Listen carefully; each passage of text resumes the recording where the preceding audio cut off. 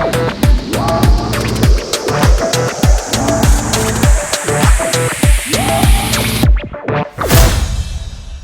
everyone, so thanks for joining our early and first level Internet Safety Resources signposting session.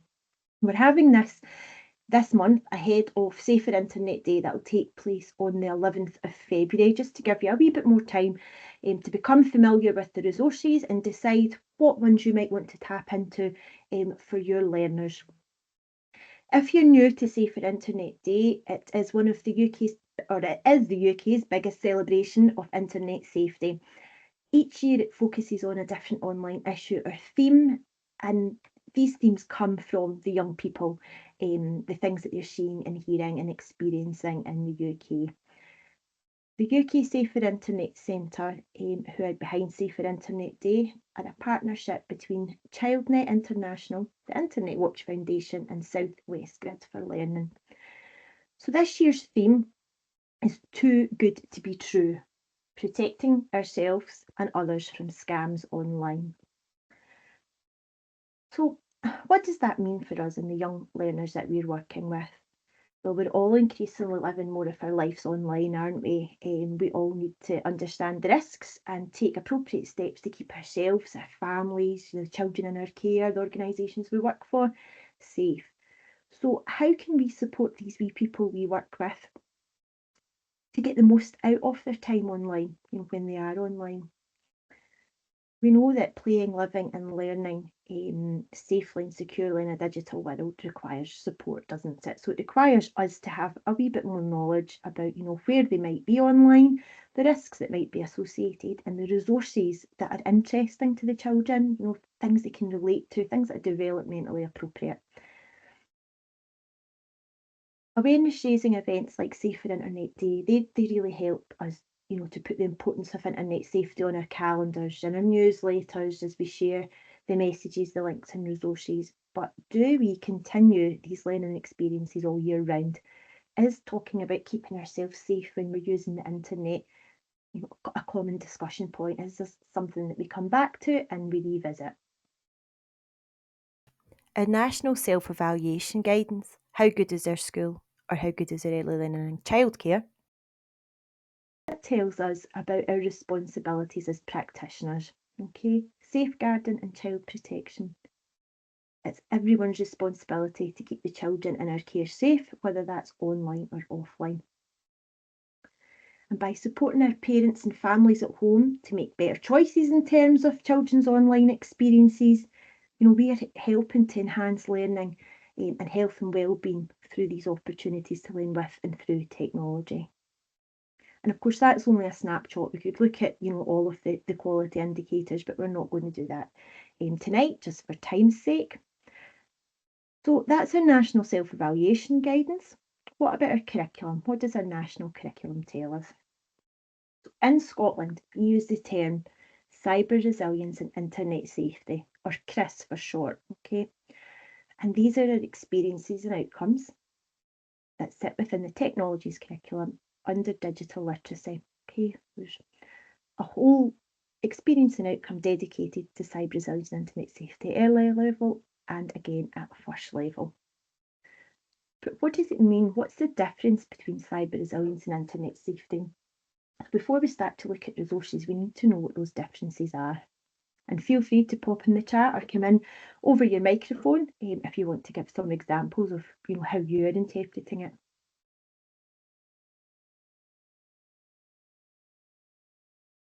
First of all, let's have a wee look at cyber resilience. So this is about how we access the internet to be able to recognise risk and to be able to react and recover from the risk. And recovery is really important. That's the bounce back, and that helps us learn from our mistakes and put measures into place to avoid the same mistakes happening again. And helping young learners to understand about cybersecurity and the importance of passwords and passcodes is really important in today's world, because it's empowering them with the knowledge to be able to use technology responsibly, and it encourages critical thinking skills as well. So you can see from the screen there that cybersecurity is an element of being resilient. Okay, in early level and first level, all we're thinking about there is recognising there's passcodes and passwords in the world around us and investigating what makes a good password. Okay, so what makes a strong, secure password?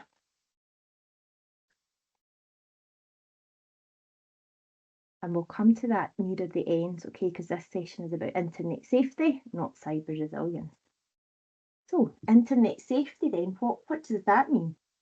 Okay, we're thinking about our behaviours here. Okay, we're being safe, we're being smart, we're being kind when we're online. We're being responsible, we're being respectful. Okay, so it's our behaviours. Internet safety protects the people using the internet from harm by the devices and networks through awareness, education, information and technology. Okay, so think personal safety. It's about being aware of the nature of possible threats that you could encounter. It isn't about scaremongering, and that's really important to remember, especially with our young learners. Okay, it's about focusing on the positives and the enriching side of digital life. So early and first level, we're really encouraging children to recognise when they need help and to know who they can ask for help. So just a quick recap, cyber resilience, that's about our devices and our accounts, okay? Recognising and responding and recovering from risk. Internet safety, that's about our behaviour, how we behave online. Are we safe, are we smart, are we kind? Are we responsible, are we respectful? And who can we go to if we need help? And you'll see there's lots of crossover with our health and wellbeing curriculum.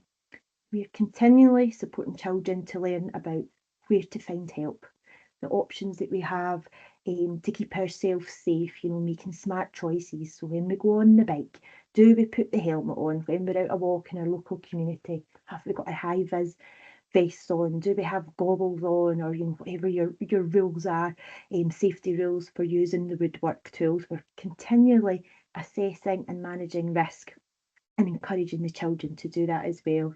Any play experiences that are on offer, whether it be child initiated or adult directed, we risk assess. We're always looking out for, is the area safe? Is the equipment safe? Are the children recognising this too? We continually recognise and celebrate learning as responsible citizens, and through this session it will support you to transfer this types of practice but into the context of internet safety as well.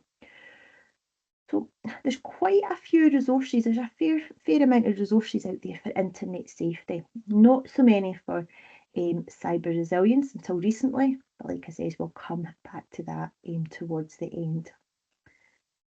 So before we delve into the resources, it's a good idea to take this approach where we can look at online experiences in these three categories.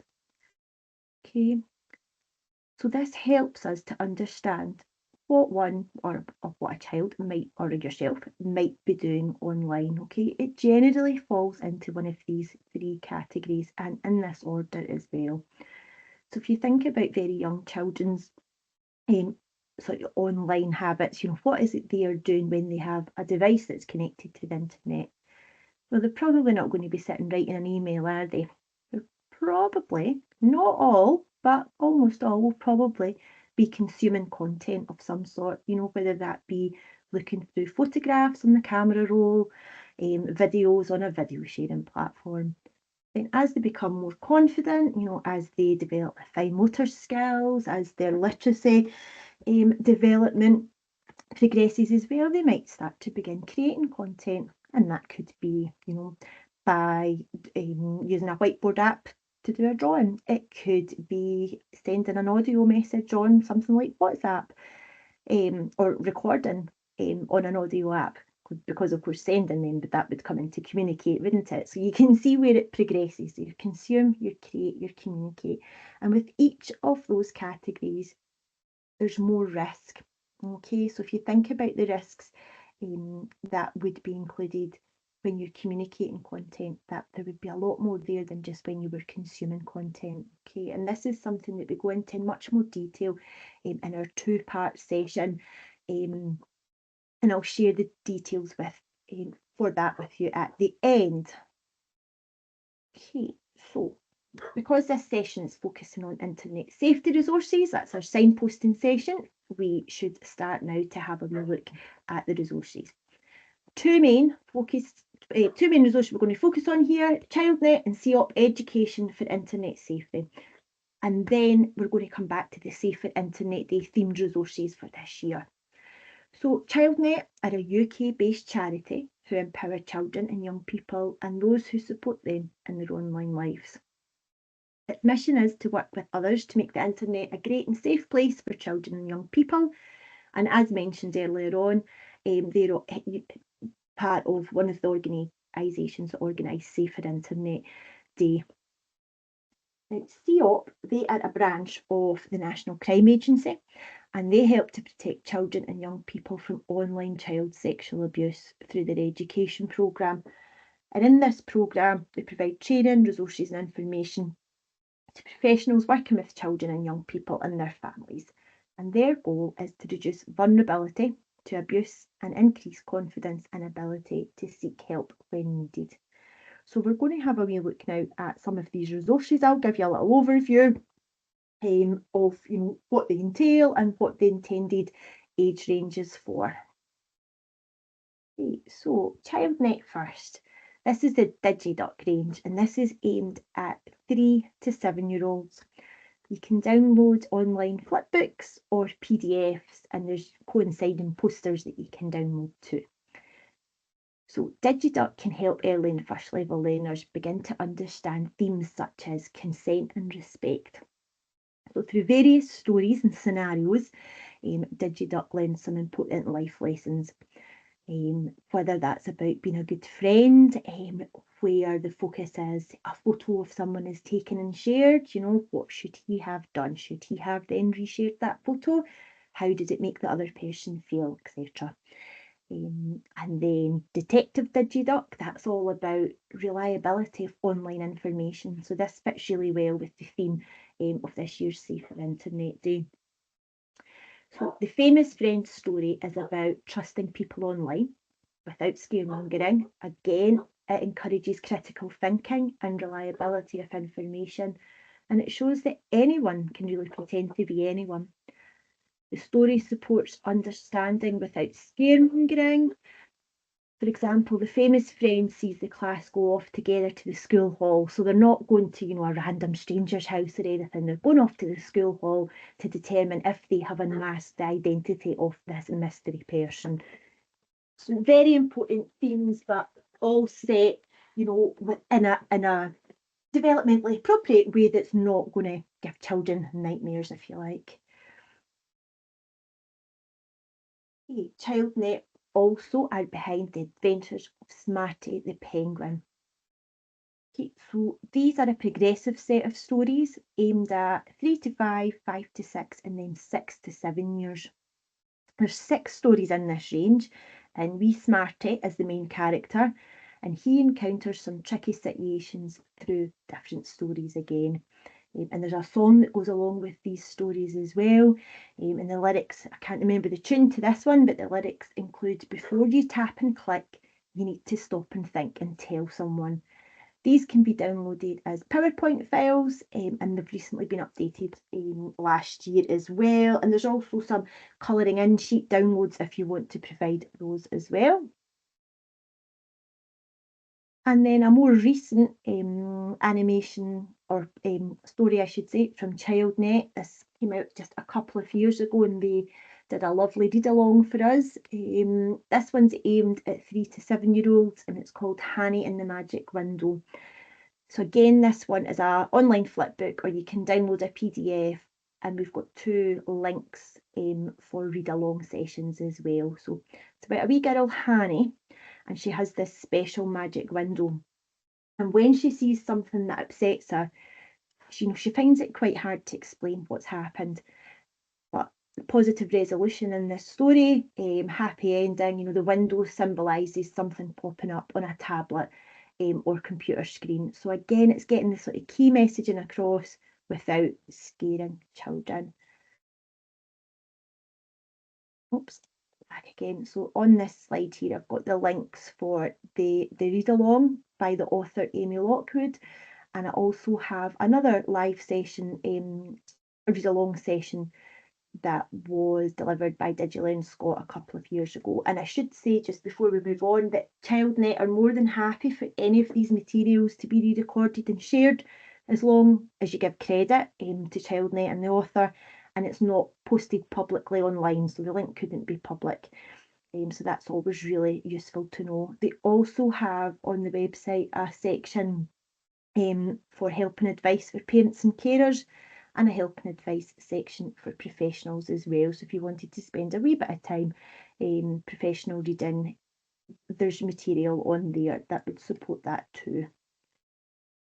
Okay, so moving on to CEOP education now.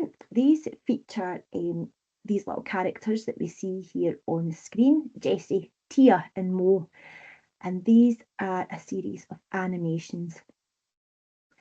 So the range is called Jessie and Friends, and it's for age 4 to 7, and it helps children to develop the skills and knowledge they need to stay safe when they're spending time online.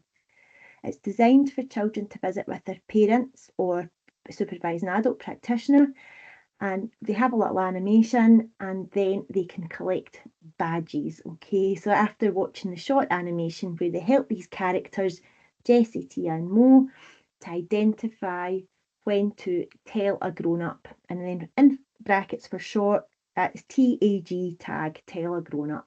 And again, various situations here through the themes as, watching videos, sharing pictures, playing online games and chatting online. Okay, so something will happen and the children have got to think, is it time? Should they tell a grown-up?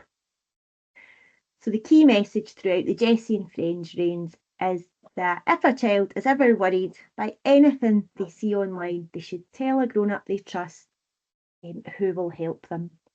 And again, there's a parents section and a professionals section there. So if you want to do, a little bit digging, a little bit further reading into, why the resource was created, and, coinciding links, you can have a wee look there too.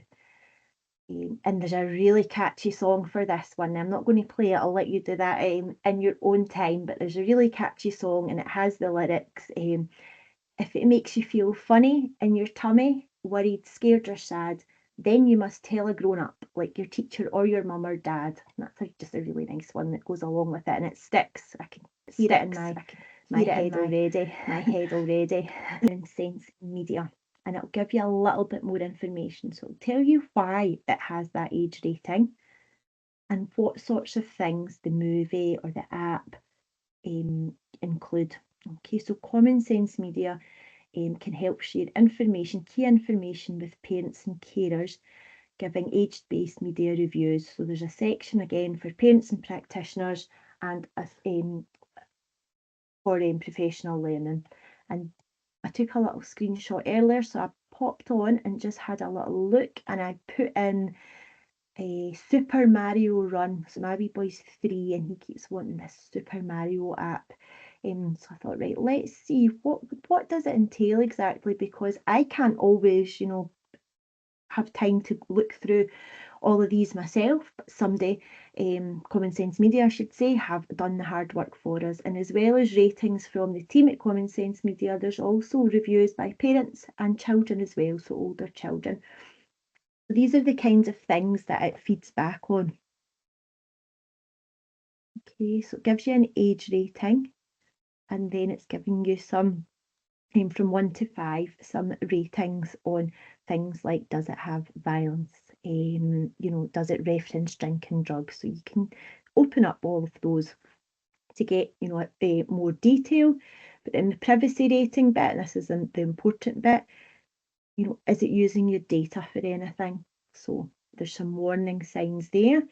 And then on the breakdown, when you have a look at the actual review, it gives you things like, so in relation to the drinking, drugs and smoking, when you expand on that, it talks about, while Mario ingests mushrooms, they only make him a little bigger. Okay, so things like that. So it's got quite a lot of detail there on it, but it also tells you things like, there's a parents need to know section. It'll tell you things like, Super Mario Run is an arcade game that's fun for all ages. The iconic plumber's running and jumping his way through an obstacle course, although there's nothing offensive, and the only violence involves him knocking his enemies off the screen, that sort of thing. And then it'll tell you as well if there are, if you have to spend, if you have to pay to unlock levels and things like that as well. So it's a really great place to help understand,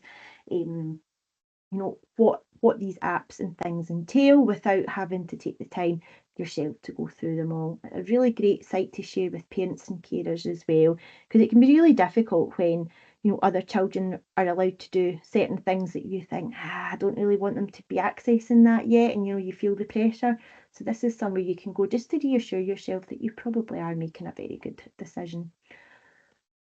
Okay, so safer internet day resources. There's more activity here than stories. So on the website, these are badged for age 3 to 7. Okay, there's conversation starters, and different downloadable, printable resources that I'll show you in just a second, ranging from emotion cards and sorting cards. And they're all themed around the concept of trust and personal information. Because remember, the main theme this year is too good to be true, protecting yourself and others from scams online. So quick couple of screenshots here. This is what the resources look like.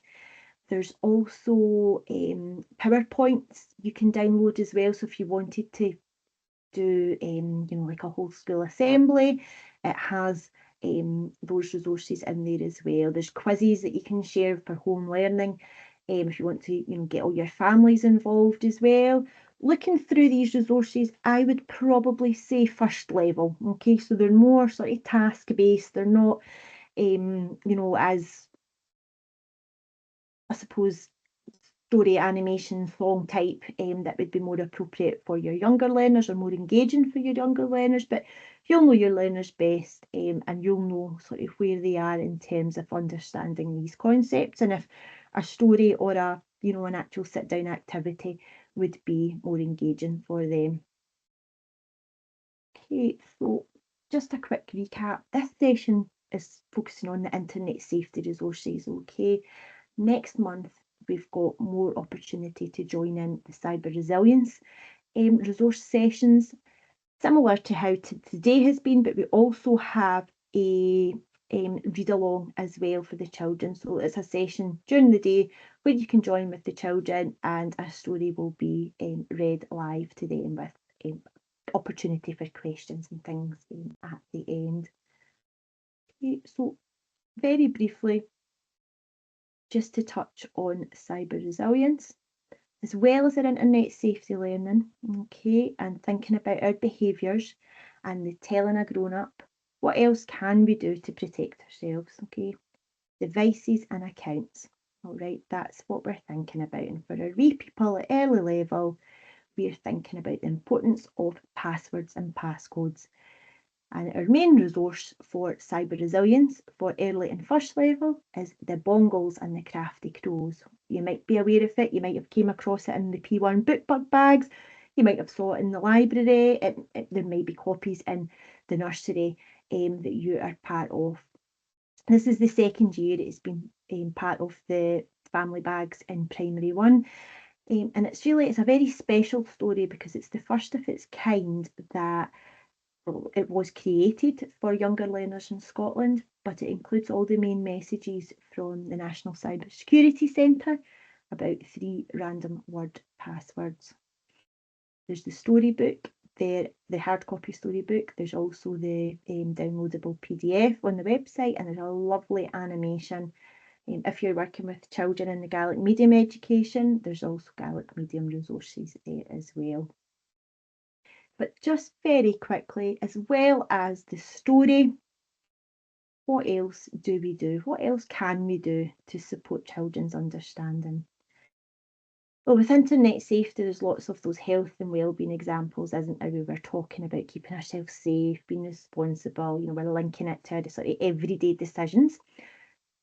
But with cyber resilience, we're thinking about concrete and visual explorations. Okay, can we provide these all important open-ended opportunities to be able to tinker with things that we see in our local environment, in our classrooms, in our homes?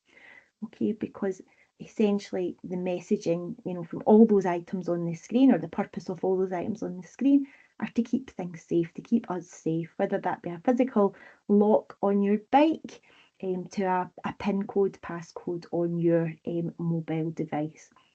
So it's about recognising where all those safety mechanisms are in the world around us, and why we might want to keep things safe. So lots of concrete examples.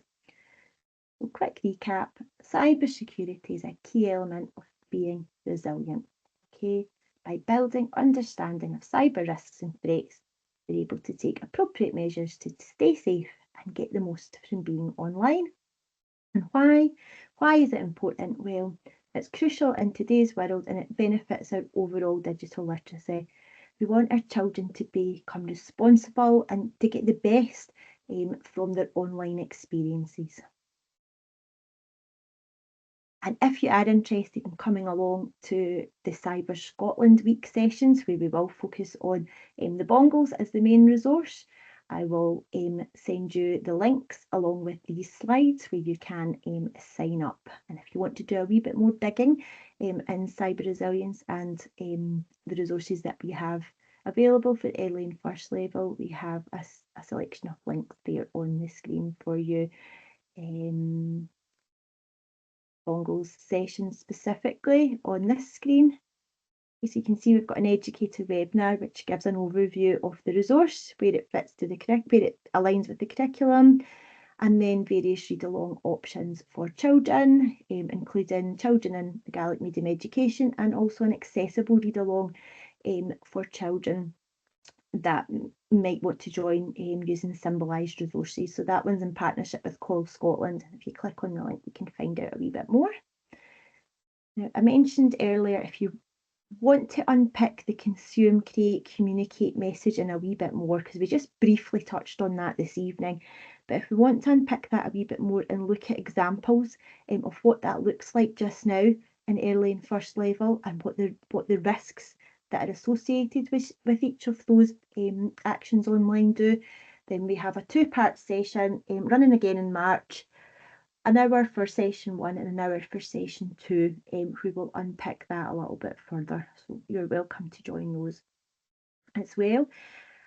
And how do you find them? We have a blog, digilearn.scot, and up the top you can see a black bar along the top of the screen, and if you click on webinars, that takes you to a calendar where you can see what's on offer, and click on the day, and then you can sign up.